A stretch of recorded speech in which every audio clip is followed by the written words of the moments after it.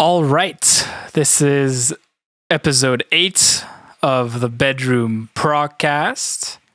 It's been a little while, but here we are. What's up, Josh? We're pretty bad with doing these. We're very bad at being podcast people, but regardless, we persevere and we will make podcasts. What's up, Josh? How's it going? Yeah, I don't know. I don't feel like I don't want to make this. I don't want to force it, you know. So like, I think it's a good idea just to do them when we feel like it. Oh yeah, I always feel like it, Josh. I'm always No, I'm kidding. No, that's the way to do it. Like if we get into the podcast grind, I won't be able to practice. And what I really care about is practice. I know. That's what we need. We need to practice. We need to practice. You know, I've already practiced making these podcasts, but now I need to practice playing guitar, because if I don't practice, I get worse at guitar. And then less people will watch the podcast. And then less people will care about my guitar playing. And that's truly my biggest fear, that people will stop caring about my guitar playing. Because people started? No, I'm just kidding. Because what other value do I bring to the world if people don't care about my guitar playing? That is what I've reduced my existence to, is a guitar player on your phone. I only exist in 2 dimensions. On people's phones. Man, I know. I don't even want to think about that. I hate when people are like, "Oh, you're an Instagram guitar player." I'm like, "Damn it!" You hate it because it's true. That is what it is, Josh. You're just. I don't want to be. It doesn't matter. It doesn't matter how well you do as an Instagram guitarist, because it doesn't get you much further than that, right? You could be the biggest Instagram guitarist in the world, but you would still be an Instagram guitarist. Yeah. I mean, you know, it's a great way to spread. No, Josh. There's no good side. It's only there's no cons. good stuff. Yeah, you're right. It's only cons. It's all trash. It's all trash. Delete Instagram. You know, you're only good at playing guitar for 1 minute. You get no gigs. You know, you hate yourself because you compare yourself to everyone. There's no good side. I know, if you listen to me for more than 1 minute, you'll be like, "Oh my gosh." Yeah. He's a different guitar player. After a minute, it's like all downhill. Yeah, exactly. We've really focused in on this. Yeah. This minute playing. Yeah. It's like every time I try to make something that's longer than one minute, I just block and stop. It's just, there's nothing. It's like I hit a wall, like physically. Like I'm just like, there's nothing else. My brain turns off. It's like there's just nothing there. So it's a good thing that Instagram has the limit, because past the limit, I can't offer anything. Fuck. Yeah.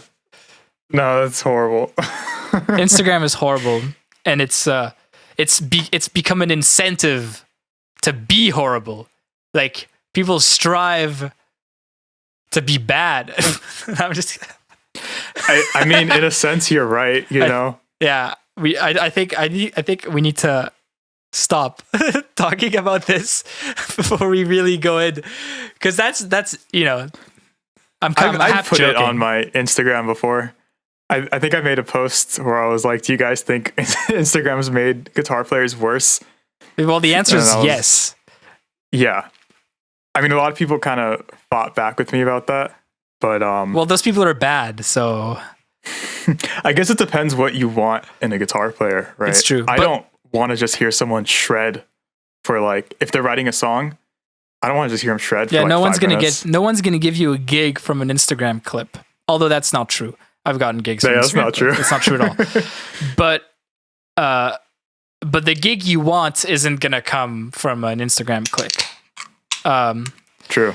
But also, like, you know, with COVID, like, we've been reduced to this.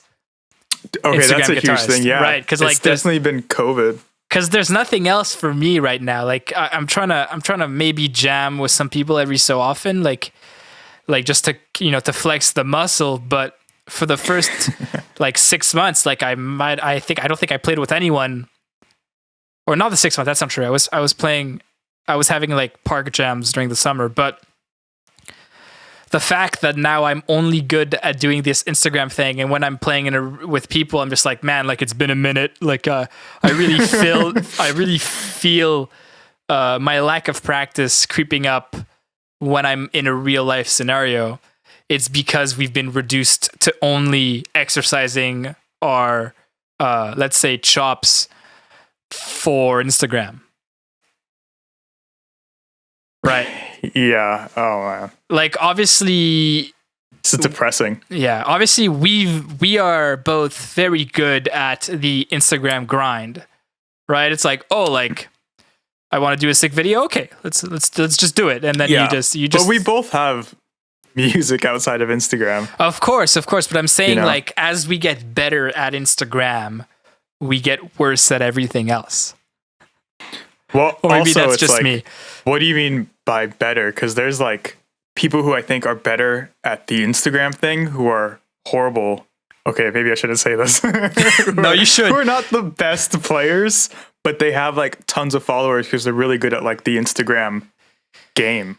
Right, but I think that's a different thing too. I think people that try to get good at Instagram, like you could see it through it. You could see through it pretty well, and that it just turns me off. There's people that are really popular for other reasons that aren't good players, right? Like the people that are really funny or just make really cool videos or all that stuff. It's not all chops, but I do see what you mean. You like those really cool videos, Joseph?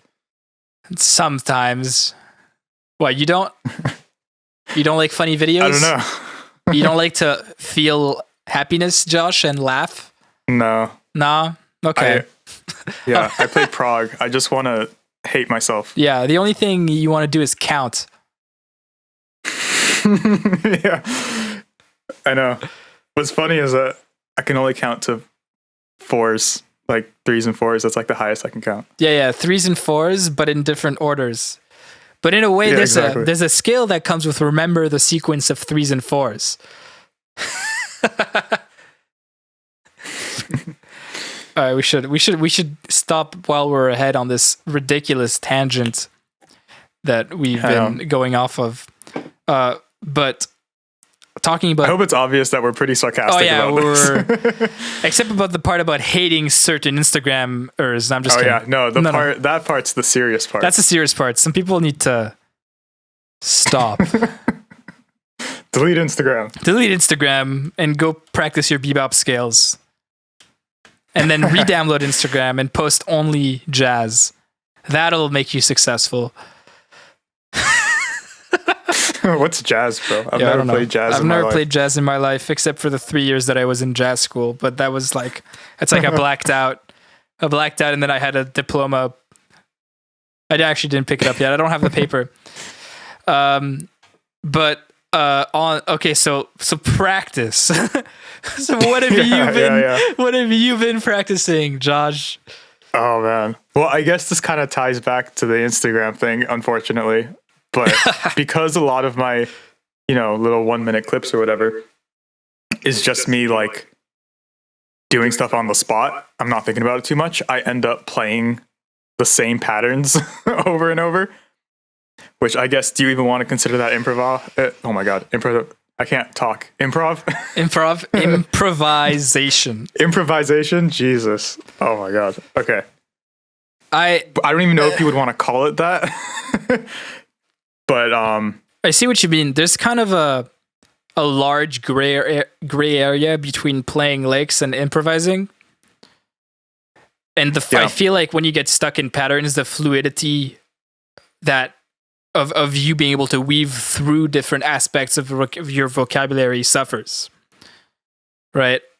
And I've been feeling that specifically big time for a few weeks, just because like not taking the time to build solos, right? And always practicing like, okay, I got to do a quick lick right away, chill, and then quick lick at the end, right? For like, try to compose little bits of things, or you write music and then you're just like, I guess I have to shred everywhere because that's just what my ego is telling me.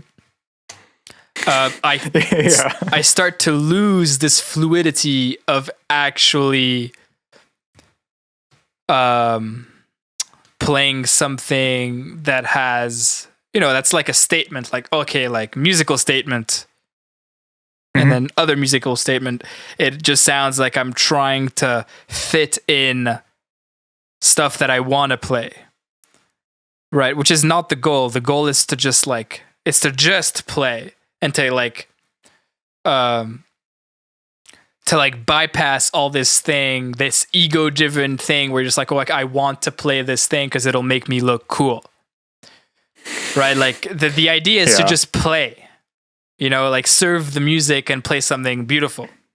And that's extremely subjective, but there's definitely a different intent.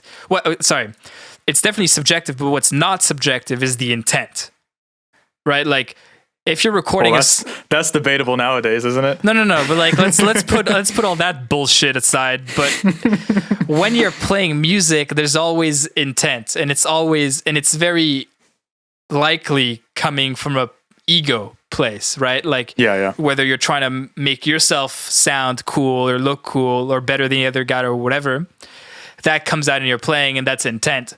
But I think the goal, like the ultimate goal, is to bypass all that, and as a result of playing just to play and to serve the music,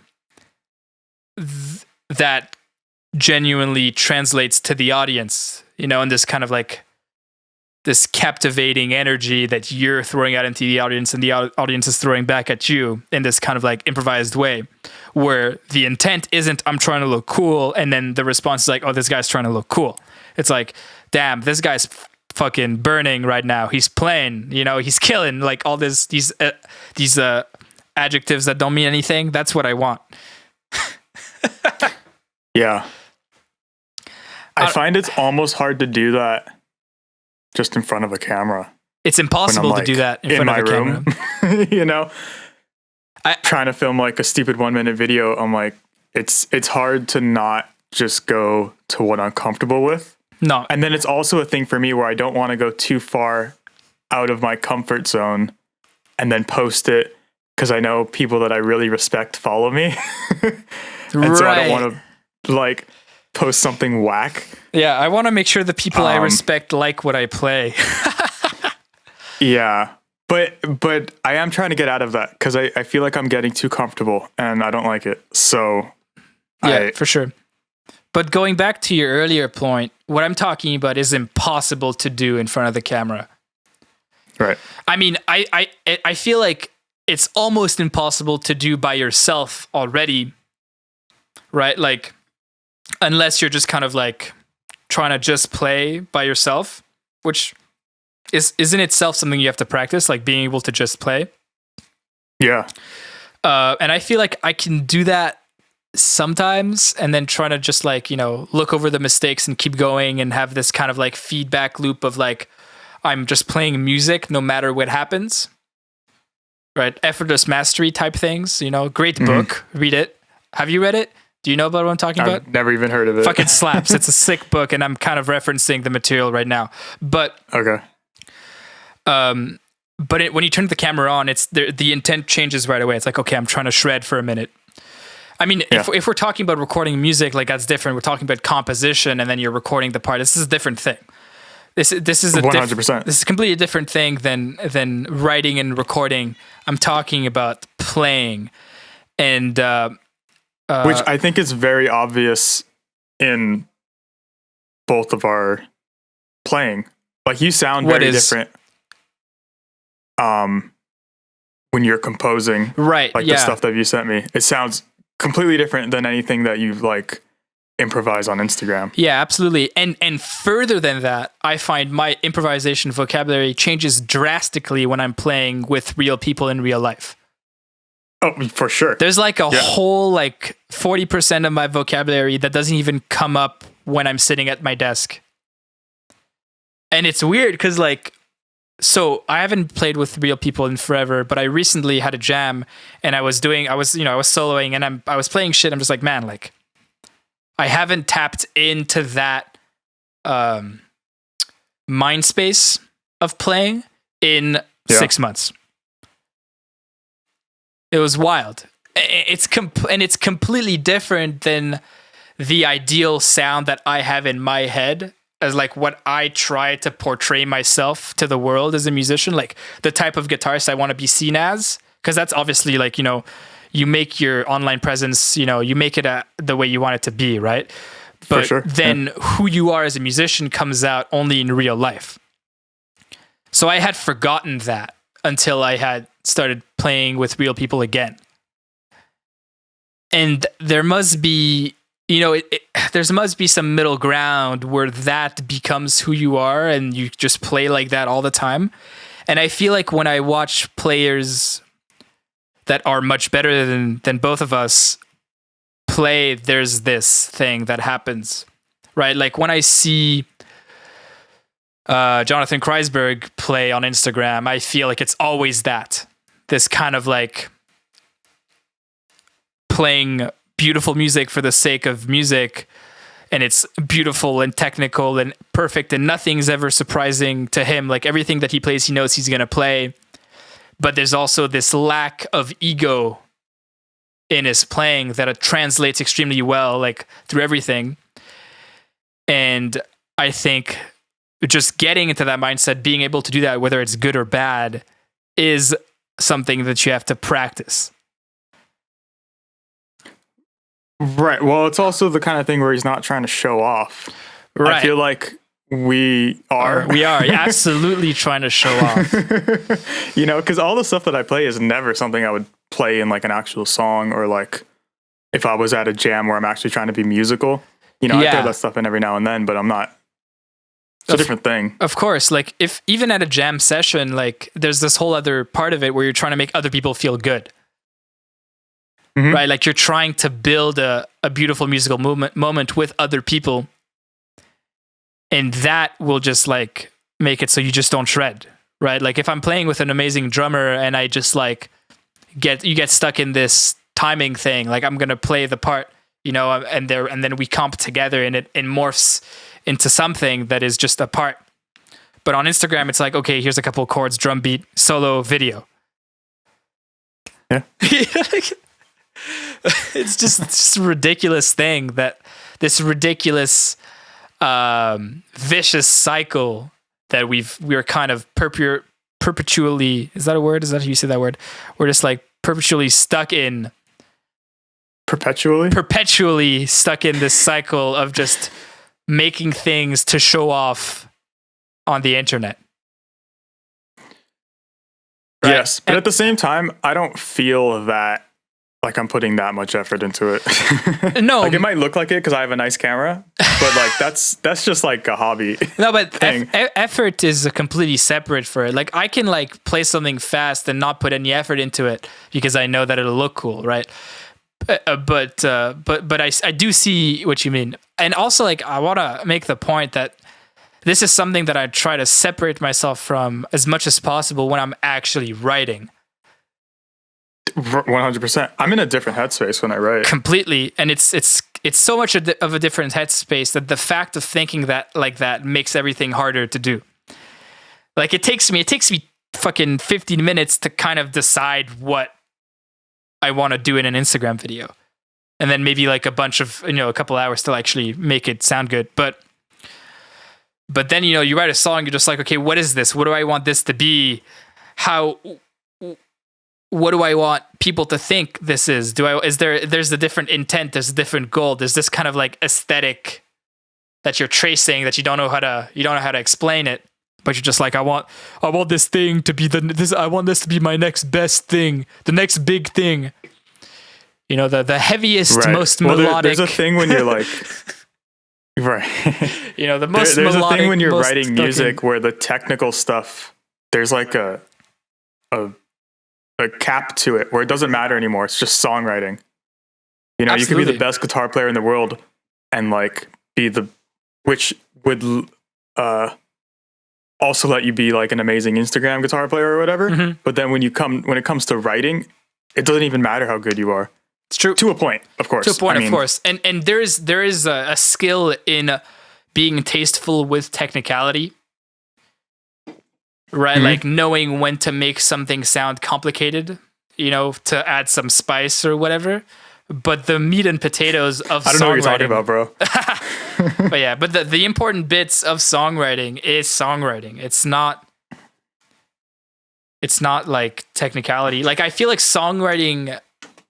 technicality is just how you decide to do something that is already written, right? Like you can take any composition and just like analyze it very bare bones. You have like top line and harmony, and then you have rhythmic stuff, and then whatever you put over it can be technical, right? Like, am I gonna play this part with really simple like chord playing, or I'm gonna try to do like a crazy selective picking shred thing? But then which one's better? Which one brings more to the song? Is one of them taking away from something that should be the important part of the song? Or is one too bland and not spicy enough and it doesn't make you go, ooh, These are very important things that I take into consideration.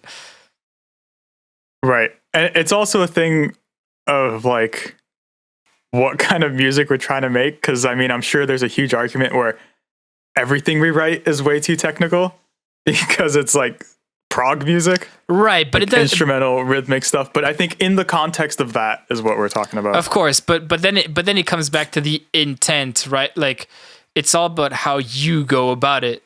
Like, I'm sure there's people that write music that is just like, man, like, this is the most beautiful thing I've ever written. And like, it was an extremely cathartic process, but then you listen to it and it's just wank. Like, I'm sure that stuff, it's interpreted differently by different people, right? In the same way that I think, you listen to people that write beautiful songs and it just doesn't translate to you, right? Like, it's, right, like, like simple pop music always do very good, like the most famous music is always very accessible, but I know a lot of people that make music that is purposefully accessible and simple that is bad, right? Yeah. There's something else in the mix, not literally the mix, but it in the formula to make something that is just like an amazing piece of music. There's something else than just trying to make something accessible or trying to make something that slaps or trying to make something technical or less technical or whatever. I think that little extra bit in the formula is in the intent and the realness of the song and like it not being gimmicky or you not trying to sell out or trying to make something that slaps. Like, I think the second you try to do something for ungenuine goal, I think the song flops. I think it's only when you there's because there's so much bullshit in the world of arts. There's so much bullshit that the real stuff makes it through the noise. Yeah, but what do you mean by flops? Like, because I'm sure there's plenty of ungenuine stuff that's top of the charts. Is there though? Like, I feel like when I see something that I'm just like, damn, like this is amazing, and it's like top 100 in the world, I'm just like, I can, even if they were even if they had like 20 people on the team and like, like $1 million producers and all that stuff, I still think like what they did is something that to them was something that they felt they needed to do. Right? Like, it's just, I need it to come out. I need to make this piece of music. I don't know. Maybe. I mean, I don't want to disagree with you, but I'm kind of cynical about it. Oh, that's I can get behind cynicism, and I feel like there's a fair bit of that, but I feel like when it happens, like you could see it. Maybe not everybody, right? Maybe that's why it still makes money, but I feel like people like us can see right through it. And definitely people that listen to prog and like value like, and yes, we all know prog listeners are the big brain. No, but but I mean people that value good music, like independent artists, people that really trip over music that we know took 1.5 years to make. Those people see through the bullshit. what you define as bullshit is definitely subjective, but I think like when it's ungenuine and fake, that's, at least for me, that's what I see as bullshit. Yeah. But it's also that sort of mindset that like gets in the way of me writing stuff, right? Because you have this huge wall to like get over. You're just like, man, like what if this and what if that, when in reality you should just do it. You should just write without thinking about it and then see what something becomes, right? Like then here's something that's going to completely contradict what I've been saying for the past 10 minutes. It's for me, when I'm writing stuff, like I'm a big believer in like, you know, you just got to let some things be what they are after a while, right? Like you write something in music, it's like, okay, like this is just what it is. And then you have to make it into the best version of what it could be. And then you have the song. And then that's just what it is. Yeah. I mean, for me, I also view it as a lot of it as a skill. Of course. Songwriting. Yeah. You have to practice that like anything. You know, because I mean, like you said, you could have like the best intent and still write something that's shit. Yeah, I do it all the time. I said that, but I do it all the time. Yeah. We all do. But I do think that is important though. You know, you have to have the right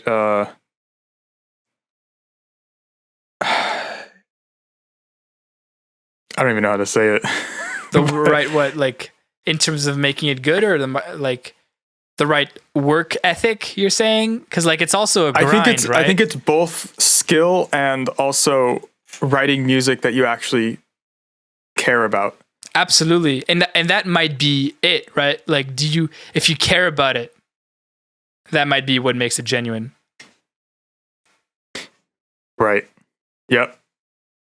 Which I think is where a lot of like more popular bands kind of start to fail, is they write stuff that they think their audience would like more than stuff that they like.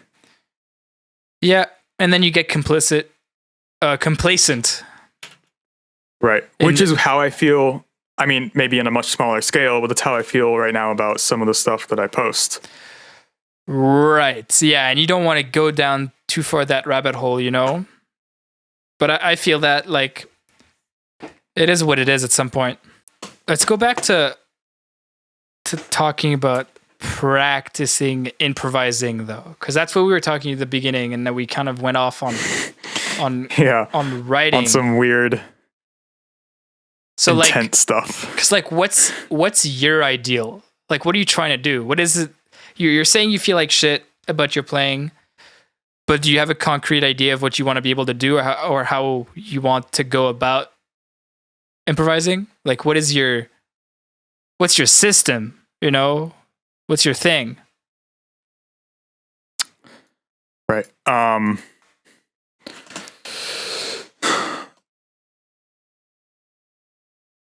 don't know, man. I think when it comes to improvising, I just want to be more musical. I mean, that doesn't mean anything, but like means something. Yeah. I don't know, man.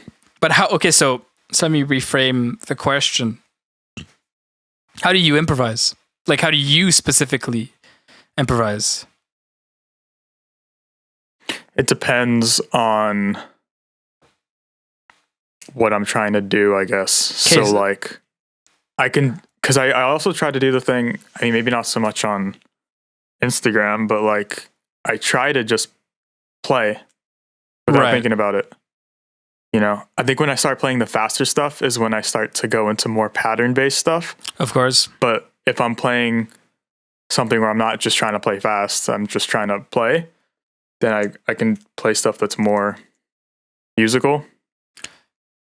Right, but when you say that you just play, does that fall into the realm of just feel it, bro?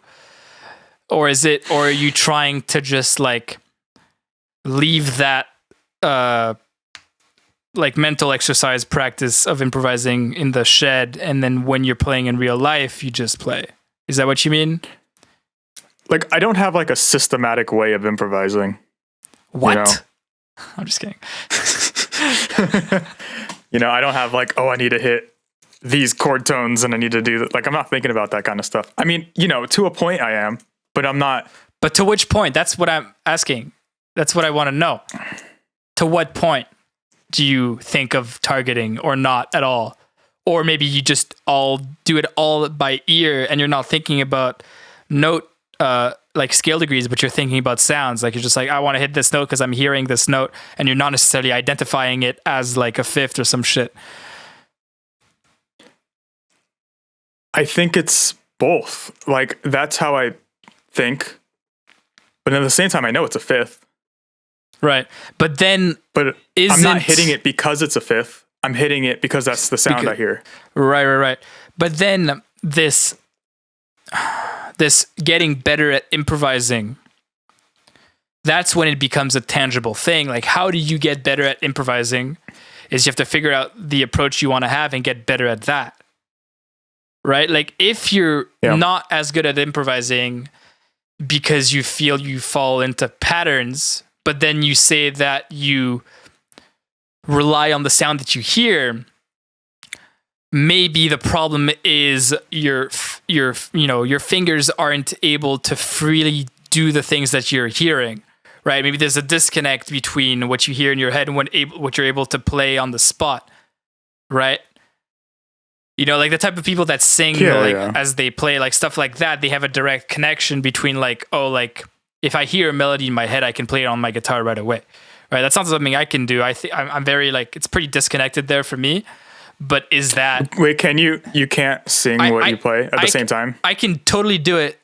But for me, it's like it becomes, I'm singing what I'm playing. It's in a gray area, but I can't do it over changes. Right? Right. When I'm playing over complex changes, I'm like really thinking of scale degrees. Right. Well, I guess that's a whole other thing. I'm not really talking too much about playing over complex changes. Right. That's fair, because like it's a completely different headspace, right? Like if you're playing over two chords, like you have the time to really stretch out and play extensions and, you know, add tension by playing like passing tones and playing out and all that stuff. You have the time you can play whatever you want, you know, so you just have to, so you have to decide what it is that you want to play. But on a complex tune where the changes are moving fast, you kind of have to, you can't play bullshit. Like you kind of have to play the thirds. Right. Right. Well, I'm not in that context really ever. So I guess I'm not even thinking about that kind of thing. But I think just for me, I'm trying to, when I'm playing the faster stuff, I'm trying to take a step back maybe and like, Have you tried? No, I don't want to take the comfortable route. Of course, you should just. Which is what I'm doing right now. Sometimes just sit on obviously in the Instagram stuff, but sit on an uncomfortable chair while improvising. I don't know. Have you tried? Because something that freed me up in terms of the faster playing earlier on, which is something I've neglecting now, and now I'm getting less free as I'm not doing it, is practicing the vocabulary you use at a fast speed, but at like quarter tempo. Right? So obviously you and I, we're not perfect musicians yet. We have like specific vocabulary that we could play at a faster speed.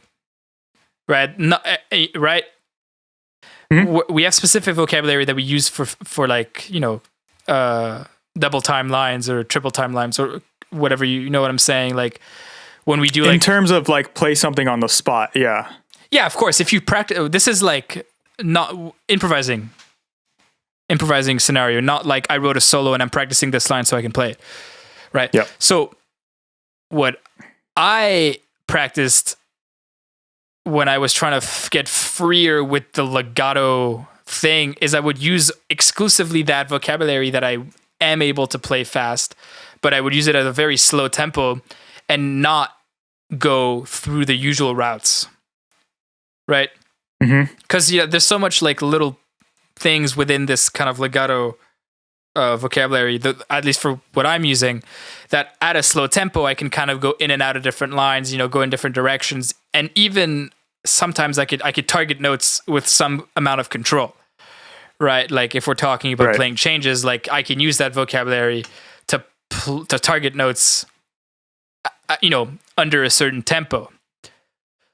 But so practicing this, being free with this vocabulary, being able to change directions at will, right? And semi like target notes. If you practice that path, that mental pathway, that mental exercise, thinking that way, when you bring up the tempo, that stays with you. Right? Yeah. No, I think that's extremely important. And I'm sure you always get the same question too, but people always ask, how do you play fast for like these long, it seems seemingly like as long as you want, right? Because I feel like a lot of guys, when they're trying to learn this seemingly stuff, a lot of guys, when they try like the, people learning how to play legato stuff, they're trying to figure out, how do you play these super long lines? Well, it's because I can play them at slowly. Connections. Right. But it's also about like playing them so often that you kind of form these pathways. Absolutely. And also the more familiar patterns. And once you can have a conversation while playing the line, that's when you can actually play it. If you could speak while playing really fast, like a seemingly endless line, that's when it's like you've had it good enough, right? Because then you can kind of offload. It's like autopilot. Right. That could be seen as a bad thing too. Right, but in terms of this is separate than improvising. This is now becoming mastery of technique. Effortlessness, not no tenseness in the fingers and all that stuff, right? Because the thing is, when you go off autopilot and you want to be in control, that's when this exercise that I was talking earlier, where you're kind of in control at a slower tempo, comes in, right? So like, if at a slow tempo, I can use all this vocabulary and go in and out of it, do I have this amount of freedom at a higher tempo? No. So now this is what I'm practicing, using the same vocabulary at different tempos and trying to practice this mental process faster and faster. And what happens is this threshold of stuff I can improvise, the threshold of how high the tempo can be to have that control gets higher and higher. Right. And then there's a point, where you see players like, the crazy jazz improvisers that have that amount of control at crazy tempos. It's because they're always playing, the threshold for them is so high that they're never above it. Right. But right now, most of the fast lines I play are above the threshold of the stuff I can freely improvise. So how do you practice that is the big question, right? You have to constantly be in that sweet spot where you're kind of almost able to do it, and then you get better at it, and then you bring that up where you're where that spot where you're almost able to do it, if you concentrate really hard, gets faster and faster. It's like literally everything on guitar, but I think most people don't do it with improv stuff, including myself. Because improv stuff is entirely a mental process. It's like, how fast can you make a decision? And is it the right decision? But I mean, it's the same process that you would use to just learn like a fast part. Right, but now it's all the fast parts you've ever learned and trying to weave between them at a fast tempo. So it's a whole different level of deciding what to do. Because if you're trying to alternate pick fast, like that's a different thing. You're going to fall into autopilot and just like focus on the technique. But now you're focusing on the process. Wow. Big think. But I don't know, like I feel like I get better at that stuff and then I get worse at that stuff. It's a constant battle, right? Like right now I've kind of like started practicing giant steps again for the past couple of days because I'm just like, oh fuck, I want to be able to do that again. Not that I was ever able to do that, but there was a point where I could kind of do it and I'm trying to kind of do it again. But right, like at a tempo I can hit thirds, and then past a certain threshold, like I start playing bullshit in the key, and then past that, I just like lose it completely. Right. And and how slow does the tempo have to be for me to outline changes properly and like voice lead? So slow. So I'm trying to get that threshold higher. So I have more control at higher tempos. That's the key word is control. Like how in control are you of what you're playing? Right? Or are you responsible for the things that you're playing? That's a good way to think about it. Like, are you accountable for these notes that you just played, Josh? I think I am. I'm not on complete autopilot. No, of like course. I know exactly what I'm doing. Of course, but you know, it's when you start digging into that statement, like I know exactly what I'm doing. Like, did you know exactly what you're doing before you do it?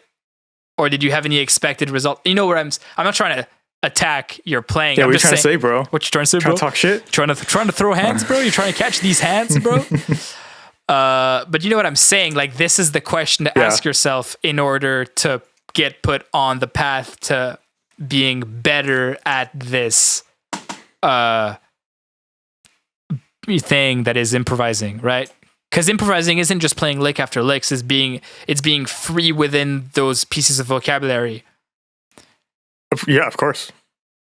I don't know. You know, it's a constant struggle, and I feel like I talk so much shit about it, but I have such a long way to go. Yeah. But you know, maybe in like 10 years, you know, when I'll be done talking shit, I'll be good. But that's actually not true because I'll always talk shit. I don't know, man. It's just one of these things because, like, at the end of the day, like, aren't we just trying to make gent? Yeah. Just fuck. But I think like the new thing now is like prog guys that actually. Yeah, I was joking. Improvise. I was joking. That was a joke. The ideal I now. know.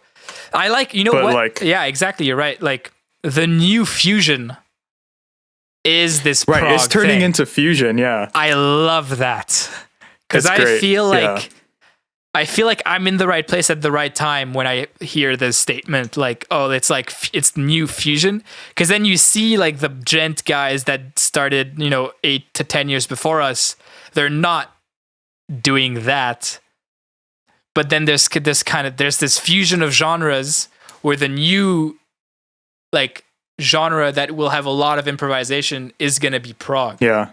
And no amount of editing will get you there. It's that's a subject for another video.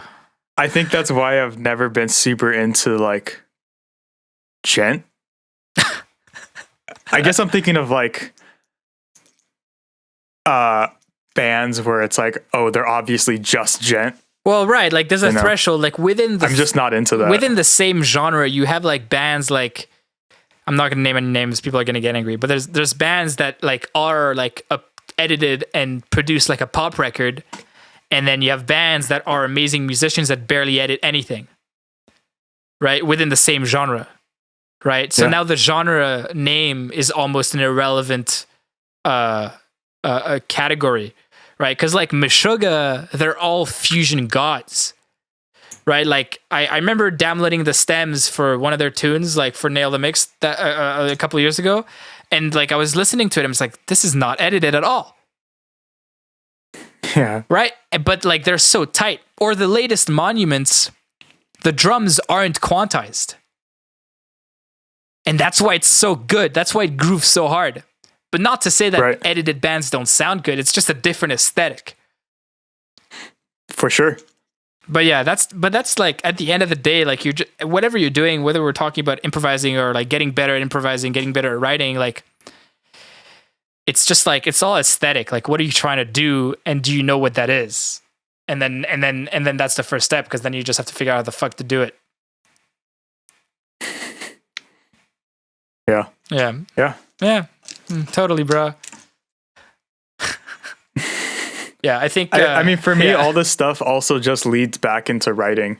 Maybe not the improvising fast stuff, because For I sure. guess that's not super huge in my writing process, but like just the improvising in general is like huge. I mean, that's literally what my writing process is just playing something over and over Right. and playing something on top of it and figuring out what works.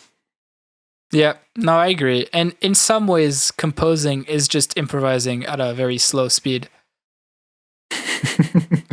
Yeah. Or rather, improvising is composition in real time. I think that's the better way to put it. Yeah. Whether it's good compositions or not, right? Yeah. Yeah, totally, Yeah, bro. yeah. Bro. All right, do you want to mention anything before we wrap up? I don't think so. I don't know. All right. Yeah, I don't have anything going on either. I think right now we're just like, we're trying to get better. Yeah. And yeah, keyword trying. But I think it's also important to be able to recognize our weaknesses, and not be stuck in this ego thing that's pretty easy to get stuck in, especially if you're posting random shit on Instagram and then everyone's saying how good you are. It's like, you can't give into that because the truth is wrong. You're not good. Yeah. At the end of the day, that's the thing, is that we're all just garbage. And you have to remember that every minute of every day. You're worthless. You're worthless. You're a worthless piece of human garbage. And on that note, I think we're going to wrap up this episode. This is kind of depressing. Like, No. It's a lot of good. I think it's a lot of great. It's not knowledge. depressive, bro. I'm just a realist. Yeah. But I think it's a lot for. It's good. Yeah. To talk about this kind of stuff. Yeah, bro. Because I think especially in this genre, nobody really does. It's true. Because I think we have a tiny little audience, and like I don't know what everybody listens to, but I'm assuming it's a lot of stuff that isn't improv driven. Yeah. And it's important. Well, I don't know how important it is, but I think it's cool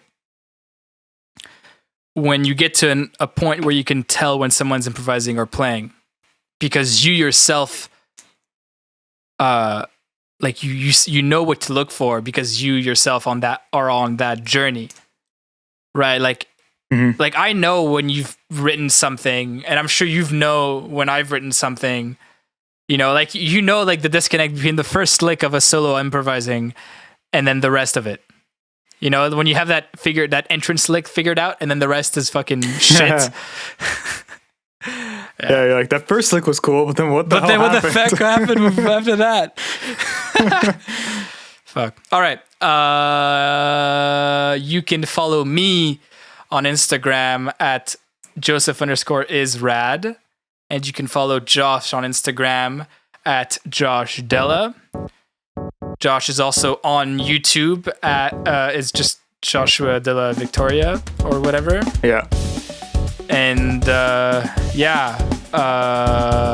share this podcast, please, with your friends and your family. Shout out to everybody who for real, has been listening. We have a small audience, but I appreciate you. I appreciate you. And these are long, and I wouldn't be able to get through them if I was listening to it. and it's worth saying that no matter how much I appreciate you, I still want you to share this podcast. So, anyways, we'll catch y'all in the next one, which will be at some point because we don't have our shit together. All right. See ya. See you guys.